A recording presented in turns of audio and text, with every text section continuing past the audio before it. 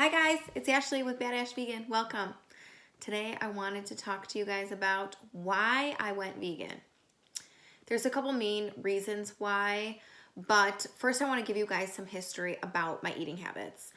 I grew up for 30 years eating the standard American diet. What I was fed as a kid was usually a big glass of milk at dinner, milk in my cereal, lots of cheese, meat, meatloaf, spaghetti, chicken, you name it, I ate it. I loved it, okay?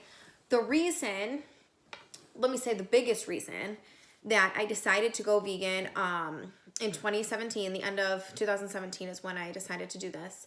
I wanted to be more healthy, and I remember every time I would eat red meat specifically, I would just not feel good. And the thing about the human body is that if you listen to your body, it will tell you things. And I felt like my body was telling me, this isn't right. Don't eat this and see what happens. So that's what led me to go meat-free for 1 month. So August 4th of 2017, I decided, okay, I'm done with meat for a month and I'm going to reevaluate how I feel and I'll probably reintroduce it. That was my thought going in. So about a week into my meat-free month, I was enjoying it and I was doing more and more research. And that research led me to watching documentaries. And so in this meat-free month, I'm a vegetarian at this point. But I've never been a big milk drinker anyways. Like cow's milk was never my thing, so I wasn't drinking cow's milk anyways either. So then I'm like, okay, what's the difference between vegetarian and vegan? So I'm researching, and the biggest difference, or the difference I should say, vegans don't eat any animal products, including eggs, milk, cheese, meat, honey. So that was the biggest difference. But I was like, what are the health benefits besides with vegetarian diet and vegan diet? So then I'm doing tons of research and I'm realizing there's lots of health benefits to eating a vegan diet. And the egg thing too, I remember specifically when I was a meat eater and I ate eggs, I cracked an egg open once and it was pretty much a chicken. So ever since then, I had been a little iffy about eggs anyway, so that one wasn't hard to give up. And meat in general too. Another thing about meat in general, I remember even when I ate meat, I would go to the store, just like every American does. I would pick up my ground beef, pick up my chicken breast, whatever meat I was eating. But even when I ate it, I would get home with this package of ground beef, okay? Just picture ground beef in my hand. And I would open it up and it would be red on the outside and gray on the inside. And I would put it in my pan and I would just think, this is weird.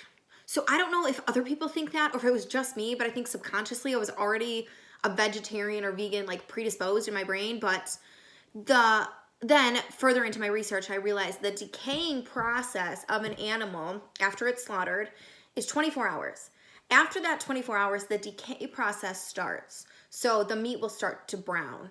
But who wants to go to the store and buy brown meat? Nobody. So they add nitrates to the meat to keep it red.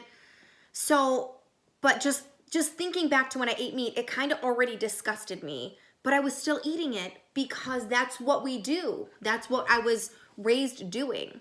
So it was not normal to not eat meat. But anyway, so I learned that with some of my research about, it just kept coming back to me, the source of the food. So when I would go to whatever grocery store and buy this ground beef, now looking back at it, looking at this package of meat, let's go back to how it got here. What process did it go to from being a living cow to being killed to becoming in this package that I'm going to put in my frying pan? So the more research I did, the less I couldn't do it anymore because the more I knew. How much more natural is it if you kill your own food? That's the other thing. I knew for myself, there was no chance in hell I was going to go sit in a tree stand, pull back a bow, kill Bambi, and be okay with it. But I do have respect, which not a lot of vegans will say this. So listen up.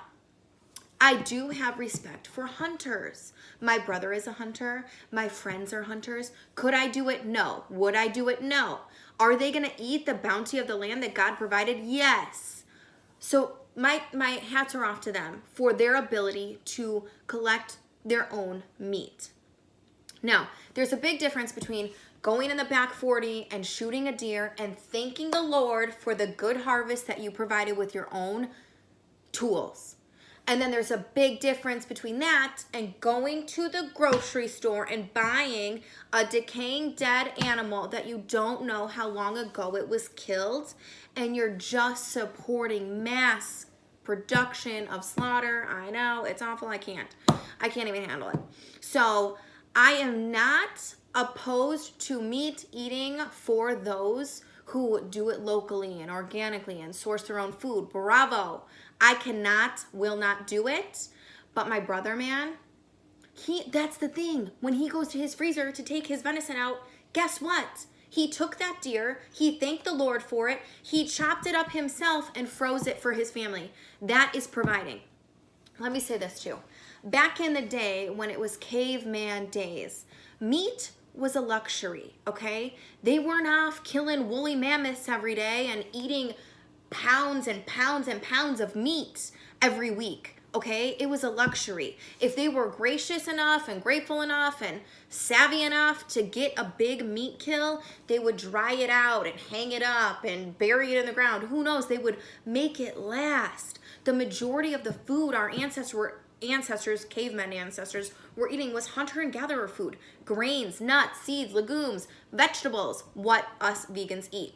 So that got a little sidetracked, but I just want to say that I respect all forms of eating, but if you're going to eat meat, do it locally sourced. The thing is, when the cows are in the slaughterhouse, do you think they're happy? Probably not. Do they know they're going to die? Probably.